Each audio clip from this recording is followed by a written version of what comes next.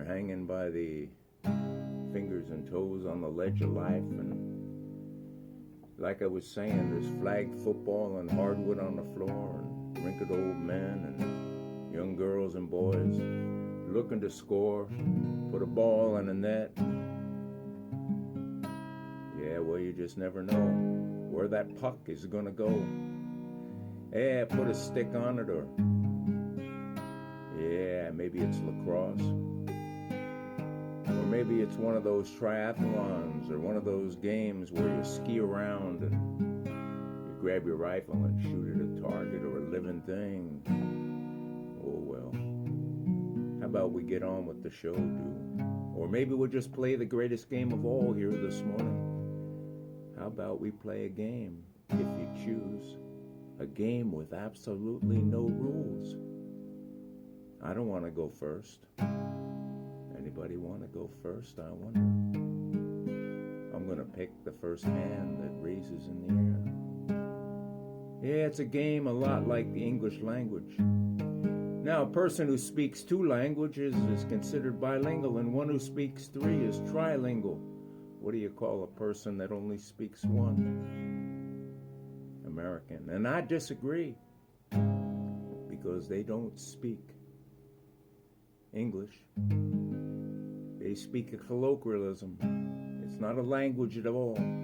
It's a mystery. It's a new game, and it always has new rules, and sometimes it's about, well, you know, laughing and playing and slaying the sacred. Abraham took a very great adventure, left the safety of home and family, and ventured into the unknown. I've done that a zillion times. Armed with a tad of, well, lack of faith and a little hope and a bucket of courage, hoping to find a spirit out there. Coming face to face with life's realities, and willing to sacrifice anything in the personal wars of living hell on earth. And sometimes that's where we find some faith. You know what they say, faith, hope, and charity. Human beings, I don't know, they might be the dumbest or stupidest of all animals, even though we have a stupid language like English. I mean, let's face it, English is just plumb crazy. There's no egg and eggplant, no ham and hamburger, and neither pine nor apple and pineapple, and English muffins were not invented in England. And French fries weren't invented in France, and we sometimes just take what comes out of our pie hole, you know, for granted. But if we examine the paradoxes of life and our adventures, we find that if you roam into the forest and get lost in a swamp, you may not find your way out, and if you encounter some quicksand, it may take you down slowly. It's like life is like a boxing ring, which are square. Just how square are you and how square are me? Maybe we're just guinea pigs, which are neither a guinea or nor a pig. And if we were teachers and we taught, why didn't the preacher man prot? And if vegetarians eat vegetables, oh, I can hear them vegetables screaming. Oh, they're chopping up the vegetables. What the heck does a humanitarian eat? Maybe that's what soldiers do. Parked on driveways and driving on parkways. How can the weather be hot as hell one day and cold as hell another? If you live in the great Northeast, it might just be hot as blazes in the morning, and 2 minutes later, it might be below zero. You have to marvel at the unique lunacy of us Americans. We just make it up along the way. We're a new country, and maybe we're on our way out, or maybe we're building something new as it burns down, which is like a language where a house can burn up. Yeah. And a house can burn down. And I remember what happened in Europe when they burned it up. Yeah. unfortunately, the rulers weren't in there. And in which form do you fill a form out, or do you fill a form in? English was invented by, well, yeah, these creatures that really aren't too bright. Too bad it wasn't created by AI or a computer. You know, now they have a chip that they're working on that's actually been sort of perfected. It makes the internet look dumb as a rock. But then again, rocks aren't dumb. They carry vibrations. I mean, look at the crystals. Maybe that's the spirit of the spirituality of it all. Here I am hanging on a cross or put up on a stake. Well, then again, maybe I'm just in the fire with Satan in the mire.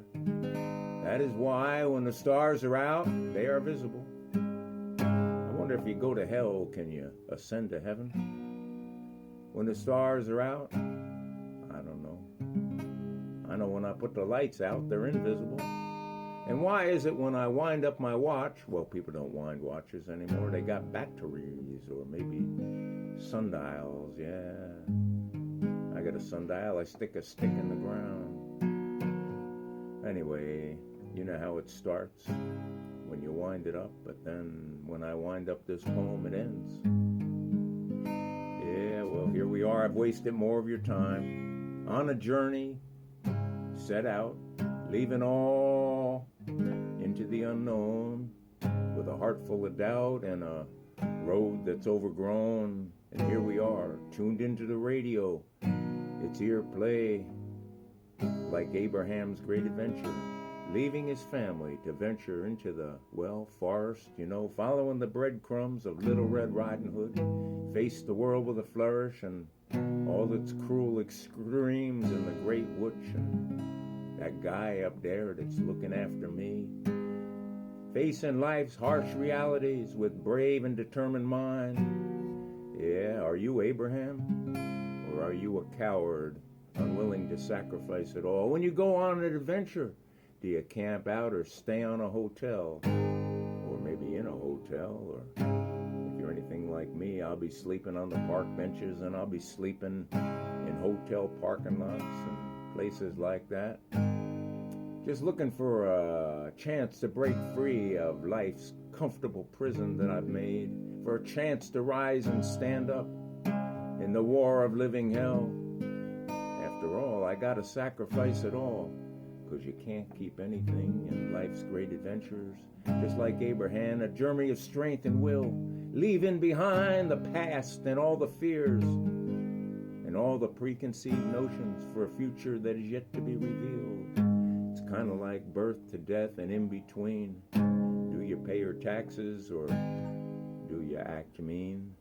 Oh, Abraham, we sing you a song for all your courage and bravery that you have bestowed upon us.